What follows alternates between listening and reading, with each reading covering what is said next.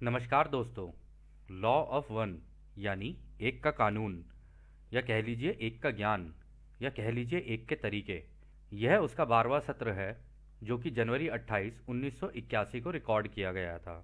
दोहराया जाता है कि इस किताब द्वारा दी गई सभी सूचनाएं और जानकारियां आप जान भी सकते हैं, मान भी सकते हैं, नज़रअंदाज भी कर सकते हैं और सिरे से खारिज भी कर सकते हैं, क्योंकि यह आपकी फ्री विल है जो कि अनंत रचयिता द्वारा आपको दी गई है।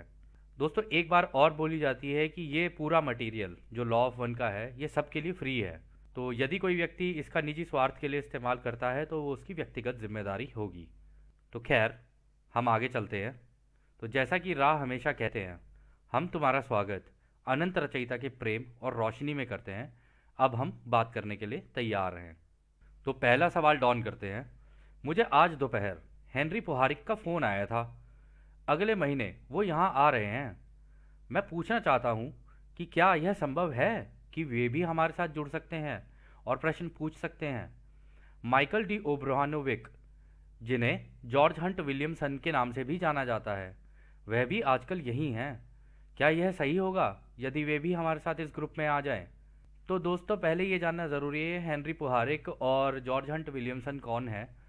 दोस्तों, ये हेनरी पुहारिक भी और जॉर्ज हंट विलियमसन भी, ये दोनों के दोनों व्यक्ति अपने यूएफओ की रिसर्च के अंदर पहले काफ़ी रिसर्च की है इन लोगों ने, और इनकी भी काफ़ी रोचक किताबें हैं। एक जो हेनरी पुहारिक की किताब है उसका नाम है यूरी, URI। और जॉर्ज हंट विलियमसन की दो किताबें हैं जो कि काफ़ी पॉपुलर हुई थी, काफ़ी मतलब लोगों ने पढ़ी भी थी। उसका नाम था द सॉसर्स स्पीक और the other tongues and flashes. तो हम आपको इसको हिंदी में टाइप करके बता देते हैं कि इनके नाम क्या हैं। तो दोस्तों, यह नाम है उन किताबों के। पहली वाली है यूरी, आंड्रिया पुहारिक की, और दूसरी है other tongues and flashes, George Hunt Williamson की, और एक और है इनकी the saucers speak, George Hunt Williamson. इसके अलावा भी इन्होंने काफ़ी काफ़ी किताबें रिलीज़ की थी, परंतु यह काफ़ी रोचक किताबें, यदि आपकी इच्छा हो तो आप देख सकते हैं, ये आपकी फ्री विल है। तो खैर, इसके जवाब में रा कहते हैं, यह दोनों व्यक्ति वर्तमान में अभ्यस्त अट्यून्ड नहीं है। उन्होंने अपने आप पर काम नहीं किया है, जिससे कि वह जागरूक नहीं है।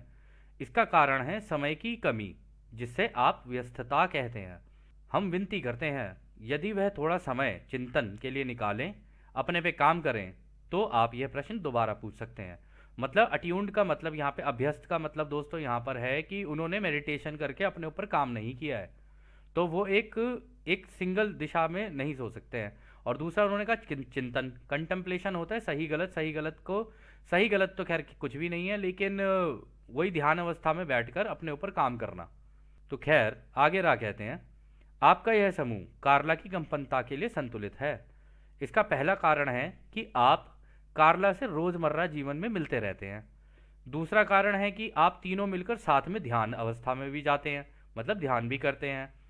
तीसरा कारण है कि आप तीनों अकेले में भी ध्यान तथा चिंतन करते हैं। इस कारण से आपका समूह काफ़ी प्रभावी है। तो दोस्तों, इसके लिए ध्यान अवस्था में जाना काफ़ी ज़रूरी होता है। अपने ऊपर काम नहीं किया तो फिर कोई फ़ायदा नहीं है। तो खैर, अगला सवाल डॉन करते हैं। हम पिछले सत्र को जारी रखते हैं। आपने पहले बताया था कि ओरियन के लड़ाके यहाँ पर रथ से आते हैं। क्या आप इस रथ का वर्णन कर सकते हैं?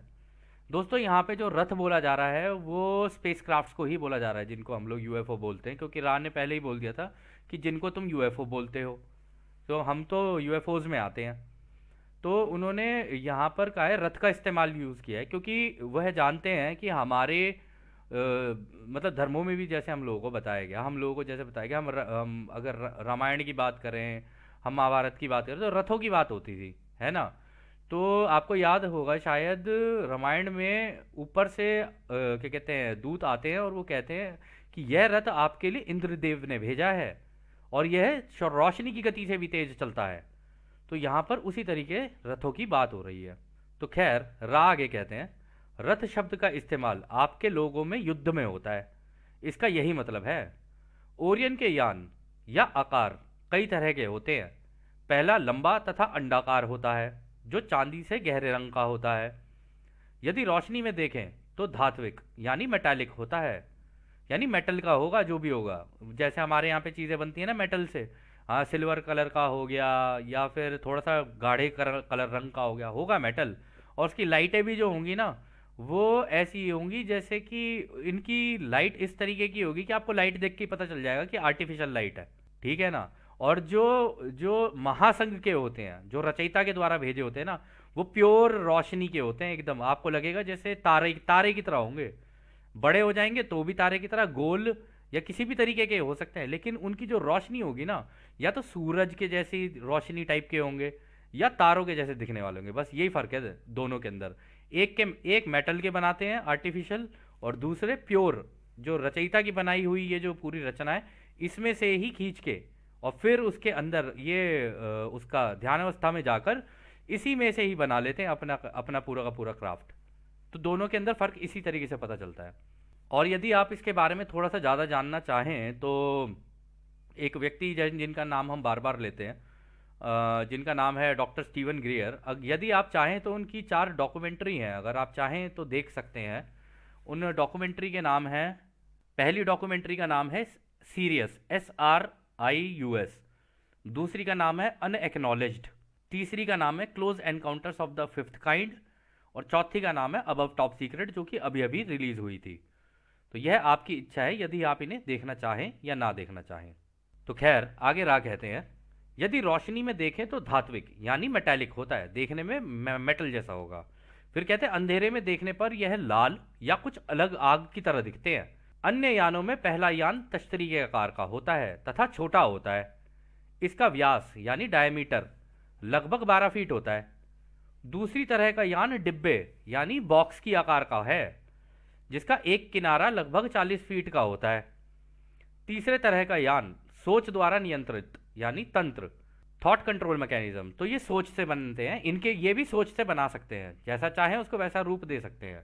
तो उसका इस्तेमाल करके इच्छा अनुसार आकार लेने में भी सक्षम होता है। इस समूह में कई तरह की सभ्यताएं काम करती हैं। इनमें से कुछ सभ्यता अनंत बुद्धिमानिता का इस्तेमाल करके दूसरों से बेहतर कर सकते हैं।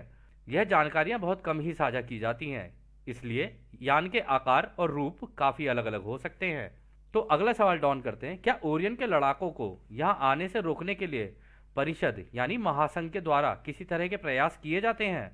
तो रा कहते हैं, किसी ग्रह को क्वारंटीन करने का हर संभव प्रयास किया जाता है।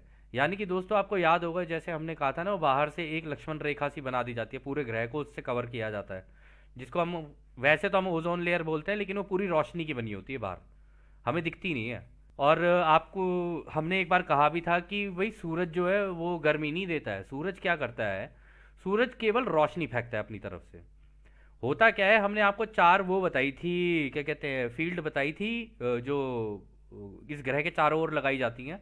वो है static magnetic field, electrostatic field, electromagnetic wave और रेजोनेटिंग इलेक्ट्रोमैग्नेटिक फील्ड। तो जब भी सूरज की रोशनी इस पे पड़ती है ना, तो उनके अंदर के जो कण कण होते हैं ना, वो आपस में घिसने लग जाते हैं। और जब वो घिसने लग जाते हैं तो उससे होती है गर्मी पैदा। यदि आप अपने हाथों को घिसें, आपने मान लीजिए कितने भी ठंडे पानी में हाथ डाले हो, अभी अगर आप अपने हाथों को घिसेंगे तो आप देखेंगे कि हाथ धीरे धीरे गर्म होना शुरू हो गए हैं। तो वो भी एक तरीके से आप यही कर रहे होते हैं। आपके हाथों के जो कंकड़ है ना, जो कण कण में जो कहते हैं ना भगवान, कि जब आप उनको घिसते हैं ना तो उससे ये गर्मी पैदा होती है। तो खैर आगे रहा कहते हैं कि हालांकि संरक्षकों यानी गार्जियंस के समूहों के द्वारा किसी भी स्तर पर गश्त लगाया जाए या कोई भी तरीका अपनाया जाए, तब भी वो सभी को क्वारंटीन भेजने से नहीं रोक सकते। यदि यह अनुरोध आकाश प्रेम में किया जाता है तो वह एक कानून की रजामंदी के अंदर आ सकता है। यदि अनुरोध नहीं किया जाता है तो नेट थोड़ा खिसक जाता है, तब इस नेट से भेदन यानी पेनिट्रेशन हो जाता है। तो दोस्तों इसमें होता क्या है कि लगातार कानून का तो पालन हो रहा होता है यहाँ पे, क्योंकि फ्री विल है। फ्री विल मतलब इस ग्रह पे जितने भी लोग रहते हैं भैया उनकी इच्छा है, ठीक है ना, वो अपनी ज़िंदगियाँ यहाँ जी रहे हैं, अपने अपने लेसन ले रहे हैं। पर और ये उसी वजह से लगाई जाती है कि भाई आप अपने लेसन ले सको, आराम से कोई बाहर का यहाँ पे आके वो गतिविधि ना करे। परंतु ये जितने भी वो होता है ना, ये पेट्रोलिंग, इसे इंग्लिश में पेट्रोलिंग बोलते हैं, गश्त लगाई जाती है ये। तो जब ये गश्त लगाई जाती है ना पूरे ग्रह पे, तो कहाँ से घुस जाए ना कुछ कह नहीं सकते। परंतु ये घुसने का भी एक तरीका होता है, जो आगे राह ने कहा है कि अनुरोध अगर कोई अंदर से कर दे तो ये तो बिल्कुल वही बात हुई कि भाई सीता बाहर निकल के चली गई, इस वजह से हुआ हरण। तो कहता है, और यही उल्टा भी लगता है कि जी अंदर ग्रह से कोई बुला ले तो भी आ सकते हैं ये, क्योंकि खिड़की खुल जाती है। इसमें एक चीज़ होती है खिड़की, वो खुल जाती है। जैसे इन्होंने कहा ना यहाँ पे कि जी नेट थोड़ा खिसक जाता है, तो खिड़की सी होती है, वो खुल जाती है। वो खुल जाती है, उस खिड़की में से आ सकते हैं, कोई भी आ सकता है। जो जिसको बुलाना चाहे वो उसको बुला सकता है, चाहे फिर वो ओरियन के हों या महासंघ के हों। तो अगला सवाल डॉन करते हैं, यह अनुरोध कौन करता है? तो रा कहते हैं, आपका सवाल अस्पष्ट है, कृपया दोबारा पूछिए। तो अगला सवाल डॉन कहते हैं, मैं यह समझने में असमर्थ हूं कि परिषद यानी कन्फेडरेशन यानी महासंघ कैसे ओरियन के रथ को क्वारंटीन के अंदर आने से रोकती है, उनकी क्या कार्यवाही होती है? तो रा कहते हैं, यह संपर्क प्रकाश रूप या प्रकाश के शरीर वाले लोगों के स्तर पर होता है, जो कि संरक्षकों गार्जियंस की कंपनता पर निर्भर करता है। यह कार्य वह संरक्षक करते हैं जिनके शरीर प्रकाश के बने होते हैं तथा वे अलग अलग कंपनता में कांप रहे होते हैं। यदि कोई इकाई यानी कोई व्यक्ति या कुछ भी पृथ्वी की ऊर्जा क्षेत्र के करीब आने की कोशिश करता है तो संरक्षक तुरंत ही उनके पास पहुंच जाते हैं तथा उनका स्वागत इस एक अनंत रचयिता की नाम पर करते हैं। फिर उन्हें प्रेम और प्रकाश में नहलाया जाता है और बताया जाता है कि इस ग्रह के लोगों की स्वतंत्र इच्छा का पालन करना आवश्यक है, क्योंकि यहाँ एक के कानून के शक्ति के द्वारा क्वारंटीन लगा रखी है। तो दोस्तों ये ऐसे होता है कि क्वारंटीन तो लगा रखी है, और जब कोई आएगा इसके अंदर तो उसको पहले इसी रोशनी के अंदर नहलाया जाता है और से पूछा जाता है कि तू अंदर घुस रहा है तो क्यों घुस रहा है और तेरा उद्देश्य क्या है। तो उसको अगर वो रचयिता की उससे आया होगा, मतलब रचयिता के बनाए हुए कानूनों का पालन करता है तो ठीक है, वरना उसके साथ फिर बहसबाजी हो जाती है। अब आप देखना क्या होता है। तो डॉन कहते हैं, यदि उन्होंने पकड़े जाने के बाद भी क्वारंटीन का पालन नहीं किया तो उनका क्या होता है? तो रा कहते हैं, पकड़े जाने के बाद भी यदि वह क्वारंटीन का पालन ना करें तो वैसा ही होगा जैसे कि एक ठोस ईंटों की दीवार पार करने पर होता है, यानी वह अंदर आने में असमर्थ होगा। तो दोस्तों ये कुछ इस तरीके से होता है, कोई बाहर से अगर अंदर आ जाए ना बिना बुलाए, यहां पर बात ये नहीं हो रही कि बुलाए या ना बुलाए, यहां पर हो रहा है बिना बुलाए। अगर कोई बिना बुलाए जबरदस्ती घुसने की कोशिश कर रहा है ना अगर अंदर, तो ये जो क्वारंटीन लगी होती है ना, इसमें बिल्कुल ऐसा होता है जैसे गाड़ी लेके कोई किसी दीवार के अंदर घुस गया हो, और गाड़ी लेके दीवार के अंदर घुसेगा तो मरेगा ही। तो ऐसा हो जाता है उसके साथ। तो खैर अगला सवाल डॉन कहते हैं, उसके बाद उस इकाई या व्यक्ति का या जो भी चीज़ है उसका क्या होता है? यदि वह ऐसा करता है तो उसके रथ का क्या होता है? तो रा कहते हैं, रचयिता का भी एक ही अस्तित्व होता है, यानी वो भी एक बीइंग होता है, वो भी एक, तो हम तुम्हारी तरह ही है, वो सारा कुछ उसी के दिमाग में ही बना हुआ है ये। वे लोग जो क्वारंटीन के सीमा तक पहुंचने में कामयाब होते हैं, उनके कंपनता का स्तर ऐसा होता है कि वे जैसे ही रचयिता के प्रेम प्रकाश की जाली या कह लो नेट को देखते हैं तो उस जाली को पार करना या कानून तो को तोड़ना असंभव हो जाता है। इसलिए कुछ भी नहीं होता है, कोई प्रयास नहीं होता है, वहां कोई विरोध नहीं होता है। सिर्फ वही लोग इस क्वारंटीन को भेदने में कामयाब होते हैं जो इस ग्रह के चारों तरफ लगी क्वारंटीन के भीतर कोई खिड़की खोजने में कामयाब हो जाते हैं। इन खिड़कियों के द्वारा वे अंदर आ जाते हैं। ये खिड़कियां काफी दुर्लभ और अप्रत्याशित अनप्रिडिक्टेबल होती हैं। तो दोस्तों यहाँ पर जो बात हो रही है ना खिड़कियों की, कि ये एक अनप्रिडिक्टेबल होती है, मतलब पता नहीं कब खुल जाए। ये तब खुलती है जब धरती से कोई इन्हें बुलाए या धरती पे अफरा तफरी मच जाए, या किसी भी ग्रह पे अफरा तफरी मच जाए। हम धरती की ही बात क्यों करें, पूरे ब्रह्मांड की बात करते हैं। किसी भी ग्रह के लोगों की सोच अगर एक जगह नहीं चल रही है ना और उनके बीच में अफरा तफरी है तो ये खिड़कियां खुल जाती हैं फिर। तो खैर डॉन कहते हैं, क्या यह उसके लिए उत्तरदायी है जिसे हम यूएफओ फ्लैप्स कहते हैं? जब 1973 में बड़ी संख्या में यूएफओ दिखाए गए थे। तो दोस्तों यूएफओ फ्लैप्स होते हैं जब बहुत संख्या में लोगों को यूएफओ दिखने लग जाए, जगह जगह दिखने लग जाए। जैसा कि हमने कहा, यदि आप भी ध्यान अवस्था में जाकर इनको देखें और इनसे कहें कि भाई हम आपसे मिलना चाहते हैं, हम लेकिन आपका स्वागत अनंत रचयिता के प्रेम और रोशनी में करना चाहते हैं, जो कि एक है, मतलब एक ही अनंत रचयिता है, बाकी कोई नहीं, कोई कोई बहरूपिया वगैरह कुछ नहीं चाहिए, रचयिता ही चाहिए हमें, रचयिता के भेजे हुए चाहिए हमारे भाई बहन। तो जब आप ऐसे करते हैं ना और अगर अपने आकाशों में देखना शुरू करते हैं ना तो आपको शायद ये दिख जाए, तारों की तरह चलते हुए दिखेंगे आपको ये। तो रा कहते हैं, हाँ यह सही है। तो डॉन अगला सवाल करते हैं, अच्छा उस समय जब आसमानों में इतने सारे यूएफओ दिखाए गए थे, क्या वे ओरियन समूह के थे?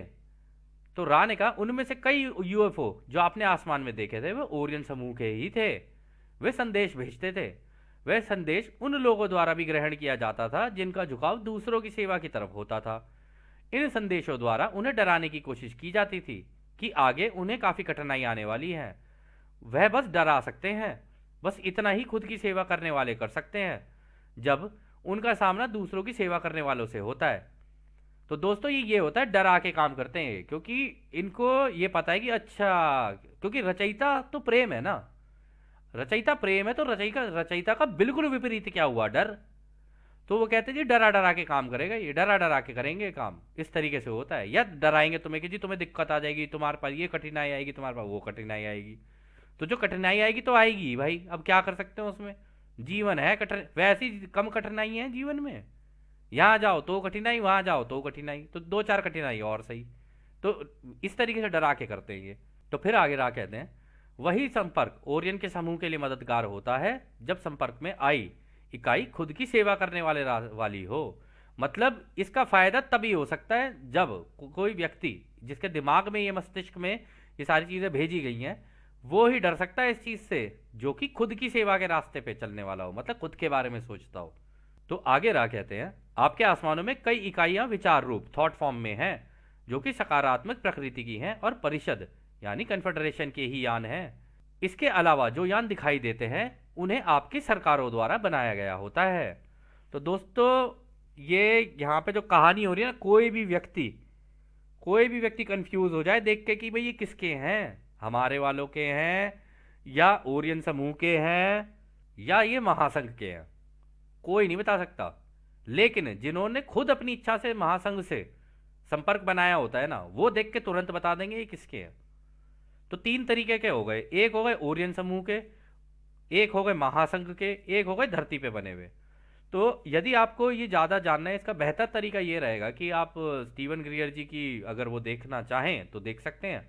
उन्होंने इसको काफ़ी अच्छे से एक्सप्लेन किया है इस चीज़ को, आपको शायद अगर आप सर्च करेंगे आपको मिल जाएगा।